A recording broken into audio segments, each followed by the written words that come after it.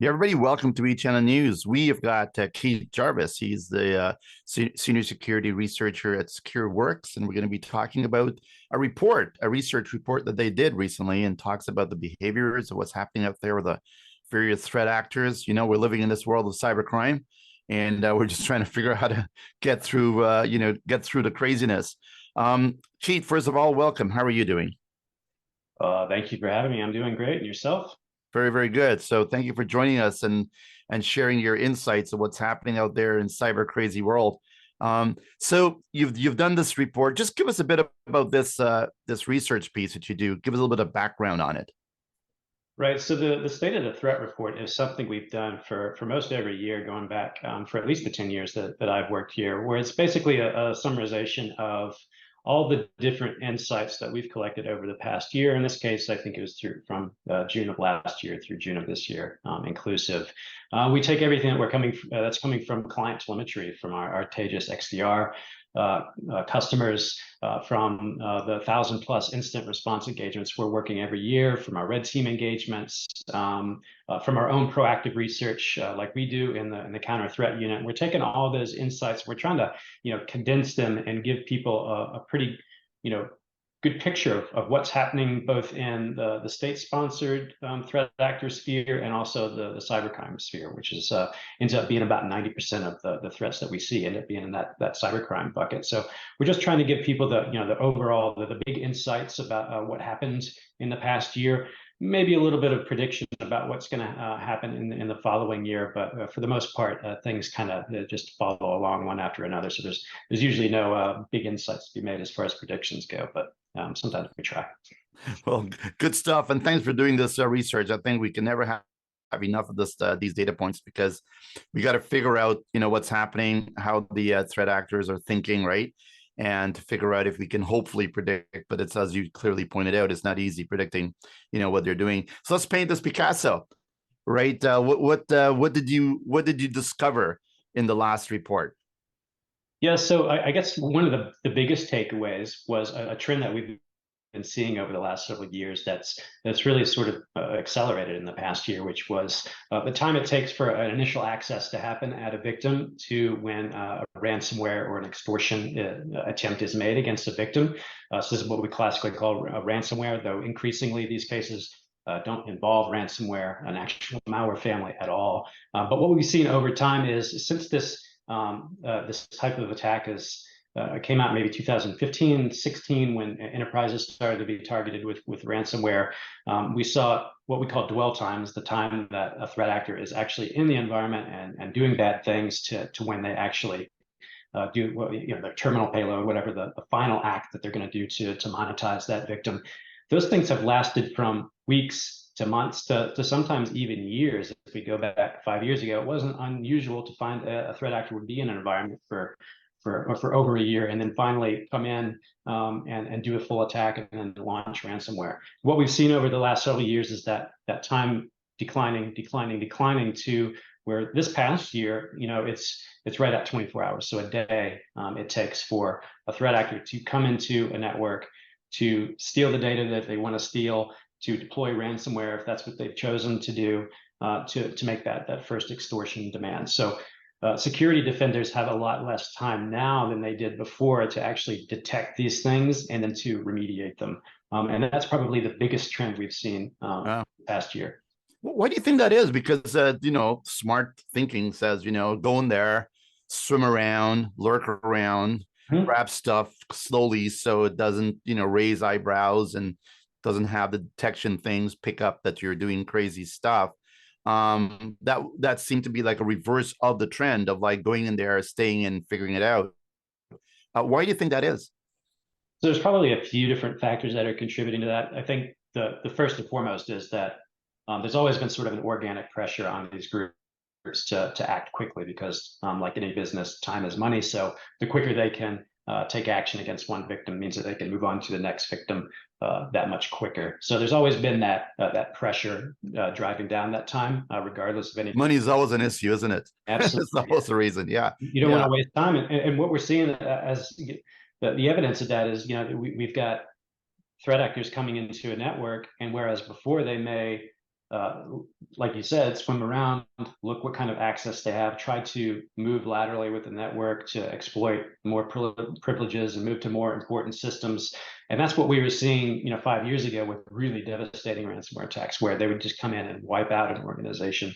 Even if they weren't going to, steal data, they would just destroy every information system they had, and it would take weeks and months for these organizations to recover. We don't see that as much now as we did before. And what we found is that if they come in even without privileged access, before they even are motivated to then try and elevate their privileges, they may have access of an ordinary employee, and ordinary employees have access to confidential data. That's how businesses work, right? I mean, if you can be nobody and still have access to the file share where accounting data is, or any other intellectual property.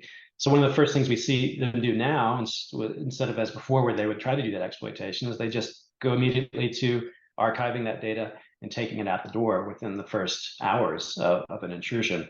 And a lot of these groups have decided that, well, that's enough. If we steal data, that's enough leverage for us to successfully extort this organization. We may not even have to deploy the file encrypting ransomware, though most still continue to do that. Okay, interesting. So when you're looking at the landscape, right? Are you seeing that are they getting more sophisticated, or is just becoming like, hey, here's my payload, let me grab it, let me do it? So the sophistication of long game, right, is sort of like dissipating to the short game. Let's get some money right now at all costs. Is that really where we are right now? Right. So I think the sophisticated threat actors, they didn't go anywhere. They didn't retire. They didn't go to jail. They're still out there. They're still doing their thing. But the barrier to entry for ransomware has been, again, steadily decreasing over the years. So it's quite easy to get in with an affiliate program for a well-known ransomware group, and then you just have to go out and find the victims that you want to exploit, and they kind of do the not the hard part, but a difficult part of the aspect, which is develop the ransomware, the actual physical software, do the ransom negotiations, the payouts, and so forth. And if you have a very niche set of skills where you are good at breaking into networks, then you don't even have to worry about all that other stuff. So you don't have to be quite as sophisticated in the sense that you don't have to do everything end to end to have a successful criminal career. You can outsource it to a lot of different types of vendors. So that's lowered the bar, I think. So we've seen a lot more people coming in, a lot more cyber criminals coming into the space, which I think has contributed to the the increasing numbers of victims we've seen over the last several years. So I don't think the sophistication has gone away. But it's still there. We still see it's more actors. It's like crime as a service now, so it's easier to get into it. Yeah, it's a volume issue. So they're definitely out there. So you just kind of hope you don't run into those. Yeah. So what else are you seeing? What else did you discover? Right. So one of the big ways that groups, and it could be ransomware, it could be a state-sponsored threat actor, get in. That's sort of changed over the last several years. Historically, it was through credential theft, through phishing. We've seen that the use of credential stealing malware increase over the last couple of years, and this is software that gets dropped on a computer and it steals everything that's stored in your browser profiles, to any of the software that you use to access routers or other sensitive devices, and all that stuff goes out, gets exfiltrated. It may be used directly by that threat actor that stole it, or it may be put on one of the number of commercial markets that are available for stolen credentials, and then that gets used by maybe a ransomware threat actor. But we've seen that that particular technique used increasingly, whereas before it was mostly phishing. You'd get an email that would trick to disclosing maybe one set of credentials, and those may be valuable credentials. But this is gathering everything that you've saved on your computer, and as you know now, everyone's got dozens, if not hundreds, of sites you have to keep track of. So everyone's using a password manager or browser profile, so all that data just goes out the door. So that's being used increasingly as a way to get into networks. Yeah, I mean, we're seeing a lot of the password, applications that amalgamates them, right? It's getting hit right now. What's your take on browsers? I mean, browsers are always asking you for your passwords. Should I keep this? And you keep saying no, but it just keeps asking Yeah. over and over. And a lot of people are saying, man, maybe it's convenient, because who wants to remember passwords, right? As a human. What's your take on browser type passwords and this passwordless game? We could talk a bit about that as well. But what do you see about that browser? Yeah, I think at this point, like the benefits outweigh the risks as far as, using a password manager or keeping that stuff stored in a Mhm. browser, just because of, like I said, the complexity of having to remember all that stuff. And if you don't do that, then you fall into even worse habits of picking weak passwords or passwords that you reuse on multiple sites. So you do open yourself up to the risk of, losing everything in one fell swoop if you were to get some of this, info stealing malware on your computer. And so I think the recommendation that I give people is to understand that that could happen. You could lose every single one of your passwords in one of these attacks. So you keep the really, really important stuff segregated from that. For example, your Apple or your Android password, these things that are like core to your identity that you really can't risk losing control of. Keep those things separate in another password manager on another device, or even written down. There's nothing wrong with writing down passwords as long as you keep those secure. But just make sure that if something And like that don't post it at the back of your Zoom calls, right? I no, can't not believe on it still the happens. keyboard, not back here on the whiteboard. No, don't do any of those things. But yeah, make sure if you get into a position where you lose everything in your password manager, that you have some way of Yeah. starting from zero and getting everything back. Yeah. What's your take with just my last question, the password game, because it's a terrible problem, right? For Mm-hmm. end customers and behaviors and everything else. And it's I don't know what the number is right now, but I think it's like 100 something passwords that everybody is juggling as a human these days. I don't want to guess what that number is officially, but what about password management software? Do you think that is a lesser evil than just writing it, or trying to get an easier password? Do you think that's the route to go with? Yeah, absolutely. And I don't know any organization, a company that lets people sort of self-manage that type of stuff. They usually give you a license to one of those password managers, or say Yeah. keep it in the browser profile, and that's where we're going to store things. Still, we see plenty of real world, incident response engagements where that stuff is stored in an Excel spreadsheet or some other terrible method. And those are the sort of bad habits that happen if you don't Mm. go ahead and use a password manager. So while it does have risks on its own, or even password vaults for like developers, where they store API keys and stuff like that. We see those get compromised on occasion, but it still outweighs, the risks of hard coding those credentials into source code, or maybe losing them through other means. So yeah, it's a tricky situation, but definitely the benefits outweigh the risks. Because stealing credentials is the coolest way in, right? Coolest way, the easiest way in, right? And everybody's just trying to get that credential so they don't have to do magic, right? Mhm. So protecting that stuff, putting layers of that, it's obviously makes sense. Love the tip as well about keeping your really really important passwords in the old ways. Write it down on a piece of paper, hide it, take a Right. picture, by the way, of where you hide it, because you might forget where you hide it. Right. It has happened. What else did you find? So another trend that we've been seeing more of, and it's a trend that it's a thing that it's not new, but drive-by downloads. You've seen the spate of malicious Google ads that have been in the news the last year. It used to be you could go to Google and have be relatively reassured that you weren't going to click on something overtly bad, but that certainly has gone downhill in the last year. And those are what we call drive-by attacks, when you're just browsing the web. Maybe you're intending to download a file, maybe you're not, but you get something that's downloaded, and oftentimes it's one of these info stealer malwares.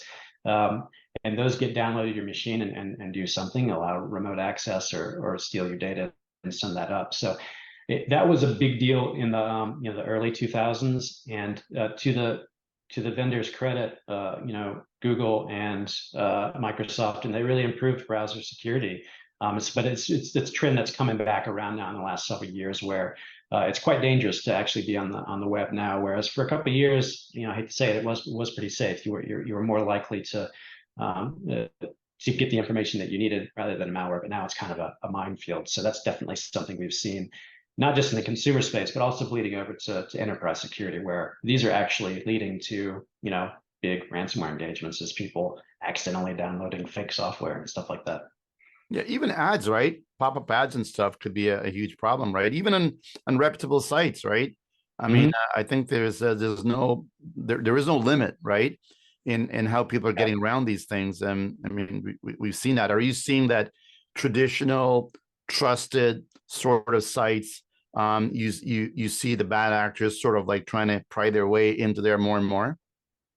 Yeah, so usually there is still some what we call malvertising, where they get into legitimate advertising networks and put in Mm, bad ads, and that's still a segment of this space. But a lot of it is search engine type driven stuff. Either they're delivering the ads through that platform at Bing or Google, or they're driving you to a website that is just plain bad and it's made to look like something that's good. And that's the mm, main way they're driving it. So I'd say it's certainly better now than it was years ago with going to what you assume to be a reputable site, a major news site.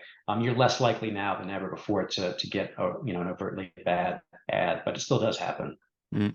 So I mean, what was old is new, right? And apparently, vintage is back. So you got to be careful with what's going on and how they recycle these things. It's when you get your guard down because you think, hey, we're done with that.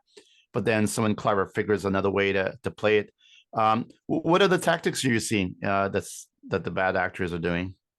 So I guess in that same vein are the supply chain attacks where Mm, you're thought to be downloading or updating a legitimate piece of software, and in fact, it's been compromised by a threat actor at the point of download. So not so much trick you into going to a fake site where you download that software, but they've actually compromised the backend infrastructure of an mm, organization and Trojan horsed an update or inserted himself into the build process. We've seen a number. That's where the sophisticated threat actors certainly are working these days. That takes a lot more effort to go through that to infect people, and frequently they're targeting a particular vertical or industry with that because they're high value to them. In the case of mm, North Koreans, they're targeting almost exclusively cryptocurrency exchanges and developers. Whereas Chinese and Russian factors might be doing traditional espionage, or in the case of the Chinese, intellectual property theft. But it's a more sophisticated attack. But it's one that we see, once, twice, three times a year, and it's a big deal because it gets so many people at once, and they're all, by all accounts, doing everything right. They're patching and they've got security software. It's just this thing comes in through a legitimate as a legitimate vehicle, but there's no way to catch it until antivirus or an EDR finds it and says, "Oh, this legitimate thing that you may have dismissed as a false positive, that's a real attack." yeah, I mean, state acting is a whole different game because they could invest, right, in more sophisticated things. They could literally buy a supplier company, right, and that's legit, all right, and or from some different angle and infiltrate that application development, right. They can Mm-hmm. implement, malware into apps. Are you seeing a lot of? Are you seeing application problems as well as a threat? Can you elaborate on that Like application? software applications that you create, right? Yeah. Code that's being built into there. They're like, for example, open source and stuff. They're pulling code from different places from the internet, so to speak, and then malware could be embedded in that source code that is in your applications that you're using in your company, and you're not even knowing it. Yeah, right. We've seen that a lot with the sort of marketplaces, for lack of a better word, for different programming languages, Mm, platform like Python or Node.js, where you have a place where you can download modules, and if your right. software uses that module, then you're basically at the you you have to rely on this provider of these modules to be delivering with Mm, stuff. And if a developer goes rogue, which we've seen, where they control the project legitimately, but then they decide to make a political statement or to sell that to a threat actor, which happens a lot, where they take legitimate modules and mm, sell it to somebody because oh, you get 10,000 downloads a month. I want to buy that from you because I'm going to turn around and I'm going to put a cryptocurrency miner in it. So that's a big threat, and it has to do with organizations, verifying these third-party modules that get downloaded in basically everything we do. Everything uses Python or Node.js or something mm. like that. So it's a real problem. Are you also seeing, we talk a lot about the outside threats, right? But there's also inside threat. Did your report find an uptake, downclick on inside threats? That one's pretty consistently for as long as we've been collecting metrics steady, and it's always sub 5%. It's not a lot of attacks that happen that way, and I'd say about over half of the insider threats that we investigate end up being benign activity, either because it was misinterpreted by a security team or the insider did something that looked really suspicious but ended up not being. But very few of those attacks end up being they are trying to cause harm to the organization. A lot of times it's I'm in sales, I'm going to a competitor, I want to take that contact list with me. Those sorts of Mm. very low grade Commercial type things. espionage. Yeah, it's very rarely. There's a case years ago where a ransomware threat actor got in touch with a Tesla employee and tried to use them to insert ransomware into that environment. And the insider did participate in some capacity with that conspiracy, but that type of situation is really quite rare. Mm.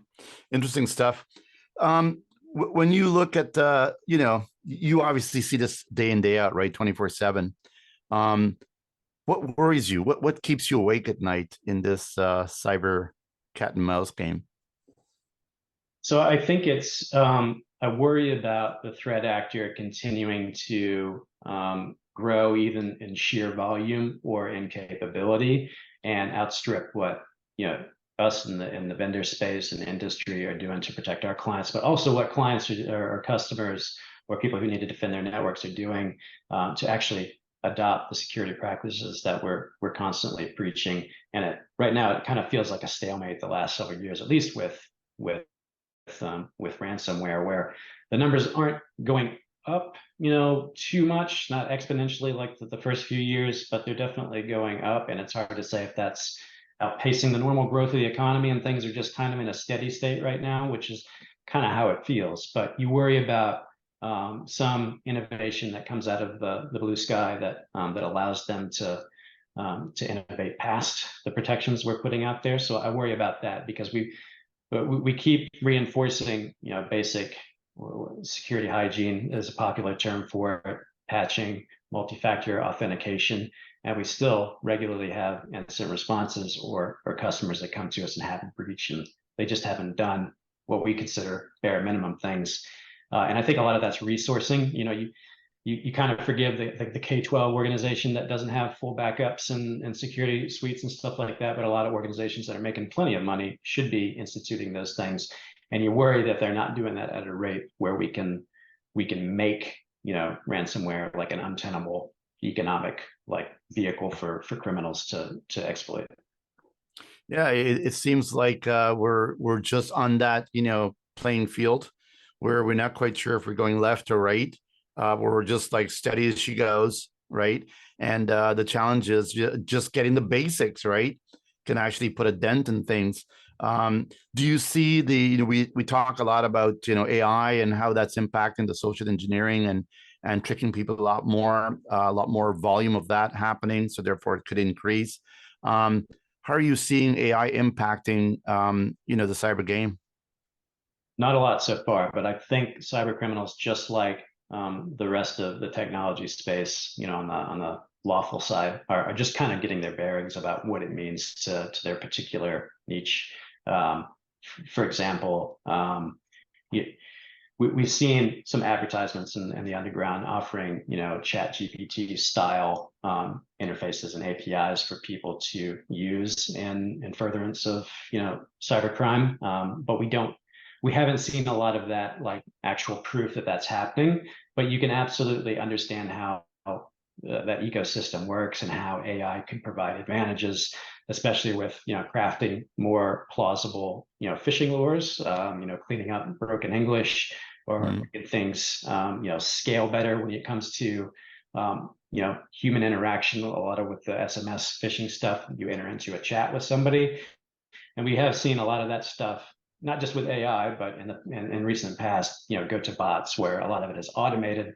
Whereas before that was like an if-else statement, and now it's you're pumping that sort of victim into an LLM, and the AI is spitting out the rest of the conversation until they get to a point where a human operator takes over. So I think a lot of those cyber criminals are feeling out what AI can do for them, but there's, like the rest of technology, there's a huge interest in it because it seems like a force magnifier, right? It's going to help them scale up and scale out.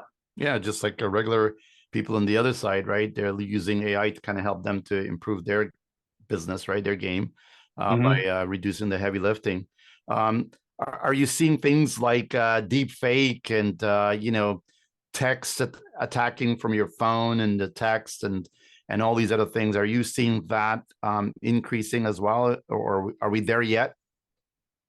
Yeah, I think certainly on the consumer side, that's quite prolific right now. Not so much on the enterprise side, though it is bleeding over. And by that, I mean, there's traditional scams where you call somebody and you pretend to be like a relative who's in trouble and needs Right. money.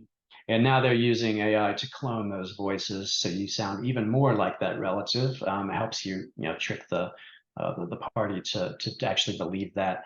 Well, we've seen, scams involving, video calls where they have, an AI generated overlay on the face, just like I'm talking here today, you can overlay that. Instagram and others have had filters for a long time that could do some of that, but now you can actually do something that's quite plausible, that I would look like the CEO of your company and I'm calling you on a video conference. Probably very low quality, but it's getting there, right? So we're seeing a lot of that. That's definitely on the consumer side. But now we're starting to encounter that, like in call centers at large organizations, calling in for, ostensibly for an employee to reset a password or to enroll a new device in two-factor authentication. And they're using, that sort of voice print subverting technology or video technology to fake their ID. So it's coming for the rest of us, but certainly on the consumer side, it's there already. We could take a breather before the storm comes. One person told me it's like you're at a beach hanging out and you're facing away from the water, and this massive tidal wave called AI, cybersecurity, digital transformation, 5G is sort of like got their logos all over it, and you're just playing with your sandcastle, and that thing is coming towards you, and you're blah blah blah. You just continue life. It seems like we've got a lot of challenges, so it's great to know that people like you guys are out there, keeping an eye on what's happening, because I'm not quite sure we really know, right? All the things that's lurking around our world. But good stuff, man. So great report. Is there anything else that you want to mention that the report uncovered?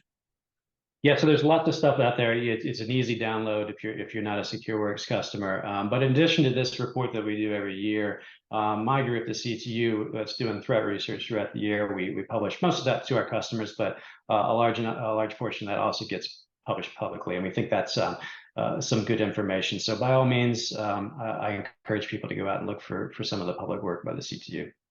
Absolutely. And we'll put a link up so you can download these stuffs.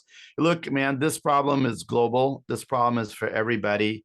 I don't think anybody could keep secret sauces about how to prevent attacks anymore. I think it's sort of stupid. I think it's a sheer game, and it's a collective world against us, against them type thing, right?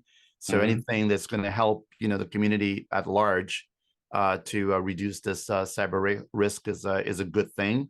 And not that we haven't mentioned things like compliance issues and government regulations and API attacks and all the other things. So if you think this is a comprehensive list, think again.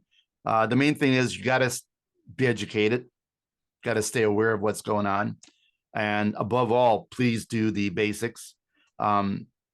It's sort of silly when you get, you get breached because of the basics. If you're going to get breached because not because of the basics, right? I mean, that's going to hurt. Sophisticated guy got you, not the yeah, right? I mean, you don't want to have the bragging rights of yes, somebody just got a ransomware playbook for $59 a month and got your first gig.